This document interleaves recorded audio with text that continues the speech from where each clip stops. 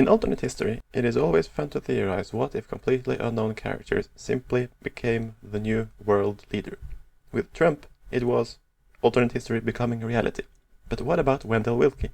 Another businessman, another dark horse candidate who nobody expected but suddenly was the Republican nominee for president in 1940. Welcome back to another video, and this is about what if Wendell Willkie won the 1940 election. In this reality, FDR decides not to run for re-election, citing the George Washington rule that is unwritten but followed by all presidents since until FDR, that the president only serves one term. As so, the Democratic nominee in 1940 is the vice president, John Nance Garner, who runs with Senator William B. Bankhead as his running mate, while Wendell Willkie runs, as in our timeline, with Charles L. McNary as his running mate. He defeats several isolationists in the primary, and eventually ends up winning.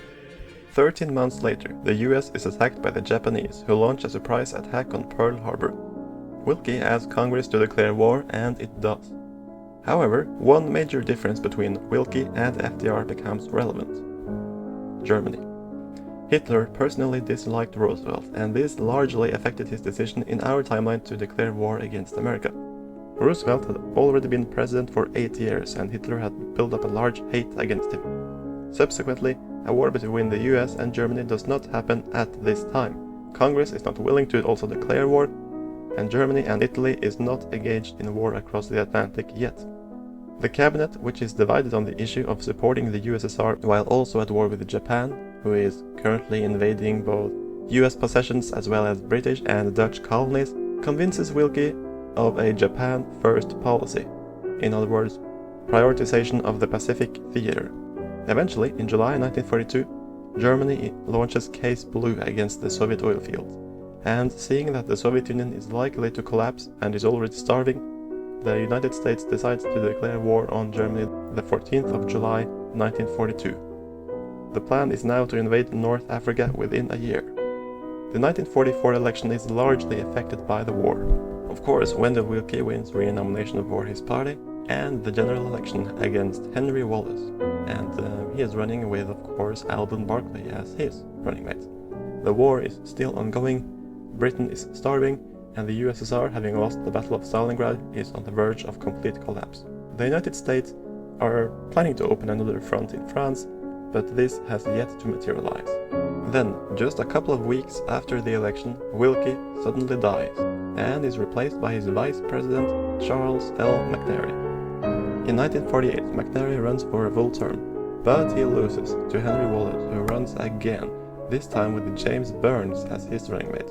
By edging out close wins in the states of Ohio and Missouri, he goes to the White House. Meanwhile, peace has now been established in Europe.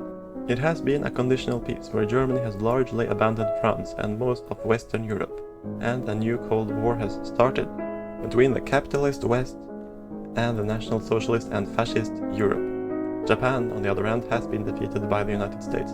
Both Germany and the US by this point have acquired nuclear weapons, and the Cold War ensues. In 1952, Henry Wallace is defeated for a second term by the senator from Ohio, Robert Taft. Now, there is a big split this year within the Democratic Party, as the South runs Richard Russell as a challenger in the primary to Wallace. However, they fall short, and Harry Byrd from Virginia, and the leader of the Byrd organization, runs alongside Russell for the presidency on a third-party ticket. This contributes to splitting the Democratic vote and handing the presidency to Taft. Now, this comes largely as a backdrop against the Wallace administration's strong focus on civil rights, which is extremely unpopular in the South. Besides, there is also a divided electorate on the containment policy against the German-backed juntas in South America, South Africa, and Indochina. In 1956, Taft wins re-election in a quite comfortable margin, defeating Lyndon B. Johnson, who is a senator from Texas. At this time, the NATO is allowing Spain to enter, and is continuing to allow refugees from Japanese-occupied former European colonies. These are colonies where Germany, as a mediator in the peace talks, demanded that Japan was allowed to keep them, after the peace came in the end of World War II. At this point, NATO exists, but unlike in our timeline, it is much smaller, and does not include the countries like West Germany, Norway, Denmark, or the Benelux. In 1960, the stage is set for a democratic wave, but the Republicans come in with a strong candidate in the Secretary of State Richard Nixon, a former senator from California.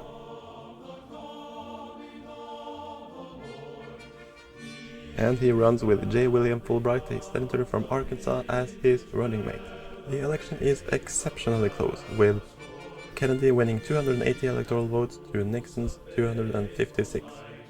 Kennedy's Catholic faith is a big issue, along with other things such as the economy, the nuclear arms race with Germany, and the civil rights. In 1964, Kennedy runs for re-election and defeats the governor of New York, Nelson Rockefeller. At this point, for the first time since World War II, tourists are able to travel on vacations between the United States and Germany, shortened to GDR for the Großdeutsches Reich. This is a vital part of relaxing relations between the two superpowers. During this period in the late Cold War, these are the current leaders, and by the time we come to 1990, the United States is led by Pete Wilson, the former senator from California, and Germany is led by former SS Reichsfuhrer Wilhelm Mohnke. But at this point, German politics is largely influenced by independence movements.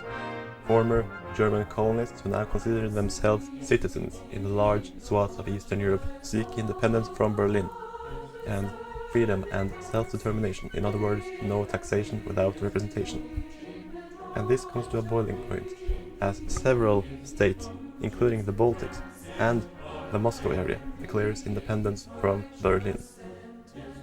The GDR collapses in 1992. The new states include Freistaat Livonia, Freistaat Südafrika, the Demokratische Russische Republik, and SS Staat Burgundy, which is an area between now free France and the German Reich. As for President Wilson, yeah, he gets all the credit.